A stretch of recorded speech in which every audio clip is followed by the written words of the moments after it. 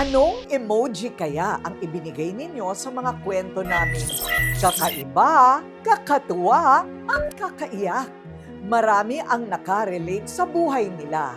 Kayo, ano ang naging paborito ninyo sa aming Rated Corina Trending Stories of All Time?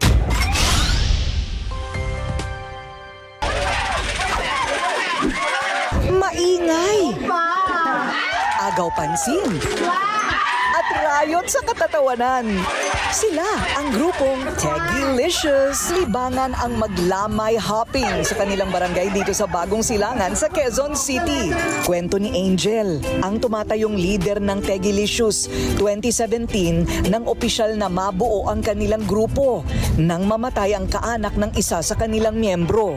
Simula noon, naging bonding na nina Angel ang mga lamayan. Nagkaroon ng lamay doon sa isa naming member. So from there, nag-start na pumunta-punta kami sa ibang lamay. Natutuwa na yung mga namatayan because hindi sila nagiging sad. At kapag may lamay na siyang naispatan, matik na ire-report agad dito sa team. Guys, confirm. May patay dito. Ang isa nilang na-target 5 araw nang pinaglalamayan ng pamilya Lopez. Pumanaw daw ang kanilang mahal sa buhay dahil sa mga samot-saring sakit. Ayon sa pamilya ng naulila, okay lang daw kung may mga taong gustong makiramay sa kanilang patay, kahit pa nga hindi nila ito kamag-anak o kakilala. So Angel, pang ilang araw na kayo nakikiramay dito? So ma'am, 5 days na po yung lamay. So 5 days na rin po kami nagpupuyat at nakikiramay sa pamilyang nawala. Hanggang anong oras kayo dito mamaya? Hanggang umaga po. Umaga hanggang meron ng araw? Yes. Kaya pala ngayon pala naka-shades ka na. Ganun pala. Puyat lahat. Puyat. So hindi naman bawal magtawanan dito? Hindi naman po. So bakit hindi kayo mga ibang bayan? Ibig sabihin mga ibang syudad? Wala na pamisa. Wala kang mga kasasihan. Walang pamasahe. Panglakad-lakad lang. At para sa Teggy-licious, hanggang may patay at lamay, asahan, nandun sila. Para magbigay saya, pag-asa at buhay. Kahit pa sa lamayan ng patay.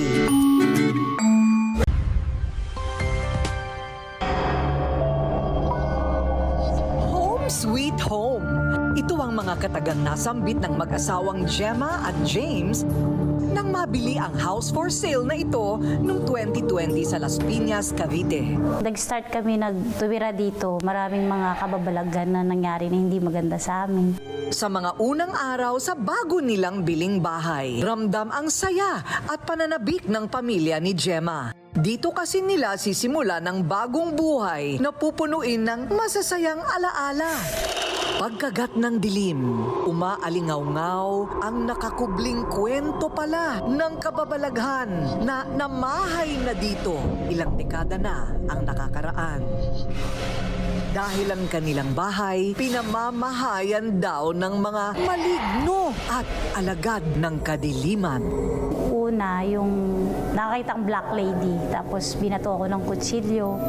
Ang kasambahay ni Gemma, may kakaibang pakiramdam. Nung pagpasok ko po, ma'am, meron na po akong naramdaman na kakaiba, ma'am. Animoy may sumpa raw ang bahay na nabenta kay Gemma. Mula raw nang tumira sila dito, hindi na siya tinantanan ng kamalasan. Ipangako mo sa akin kahit anong mangyari. Tayo lang ang magmamayari ng bahay na ito. Hanggang kamatayan, sa atin lang ang bahay na ito.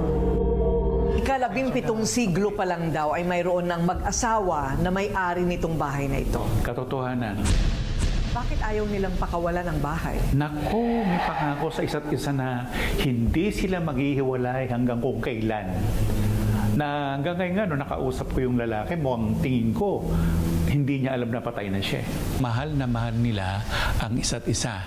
Ang pagsasama nila ay habang panahon na hindi mabali. Sinasabing minamalas daw lahat ang nakatira sa bahay na ito. Ano ang naging pakiramdam mo tungkol sa bahay? Kabaligtaran.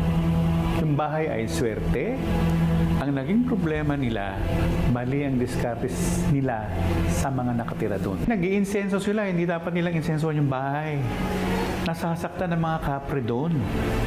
Yung kapre nagbibigay ng swerte sa kanila. In the name of the Father, and of the Son, and of the Holy Spirit. Kasabay nito ay pinabasbasan na rin nila sa isang pari ang kanilang home sweet home.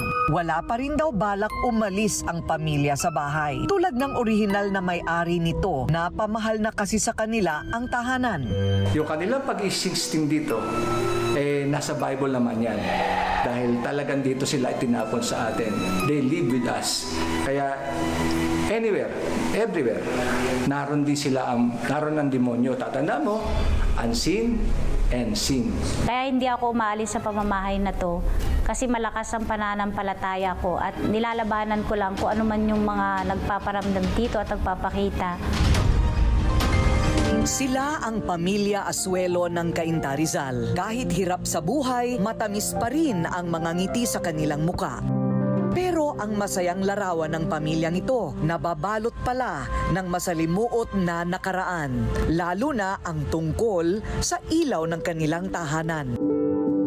Siya si Aileen, hindi lang isa, dalawa o tatlo ang napangasawa, kundi 13 lalaki ang dumaan ng seryoso sa kanyang buhay. Hindi na sikreto sa kanilang lugar ang pinagdaanan ni Aileen.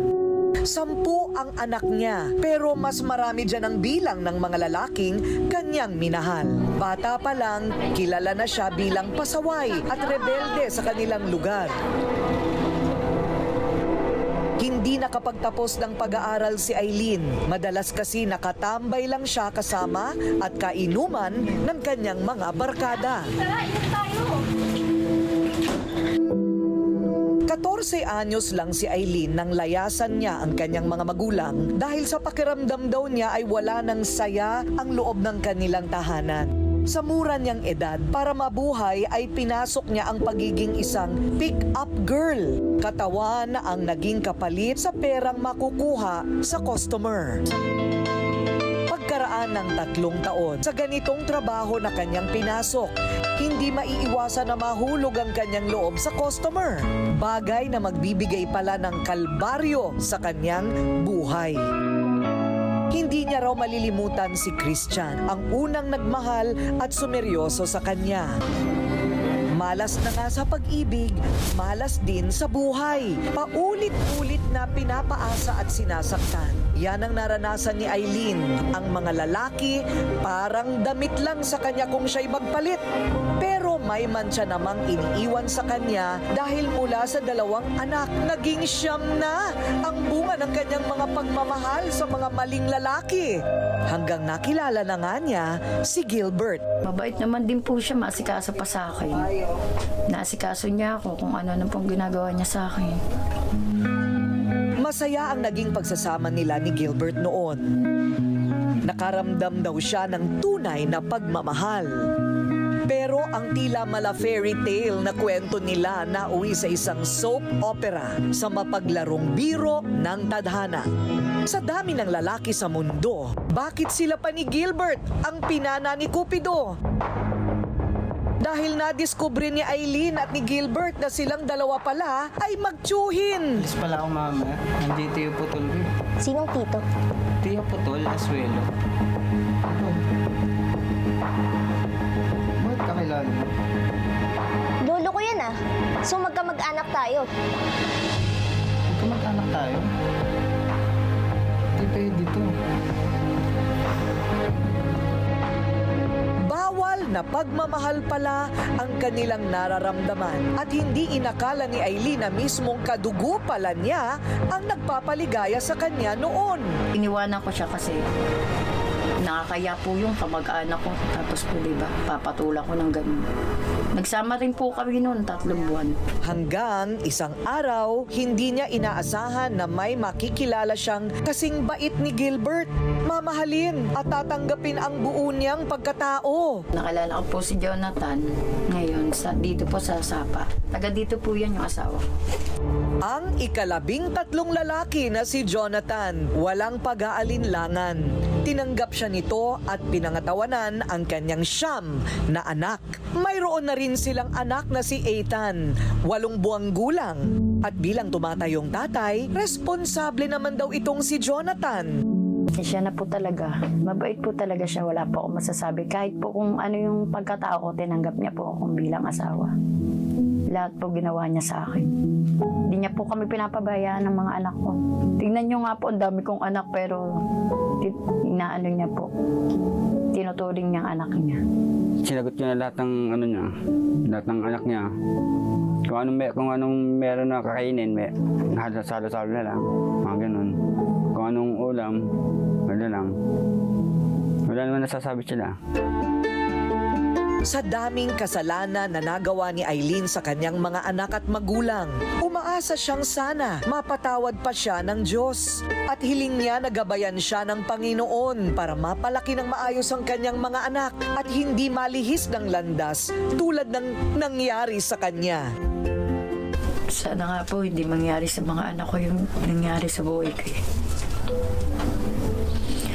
May anak po akong 3 babae. Ayoko rin po sila lumaki na ganun nangyari sa akin.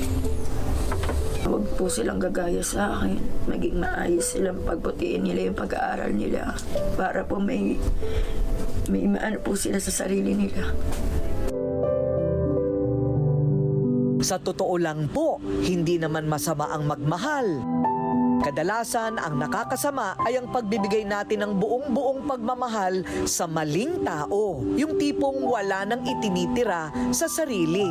Kaya hanggat maaga, matuto tayong mahalin at pahalagahan muna ang sarili. Dahil sa tamang panahon, darating din ang tamang tao na bubuo sa wasak ninyong puso at makakasama ng hindi hiram, kundi panghabang buhay.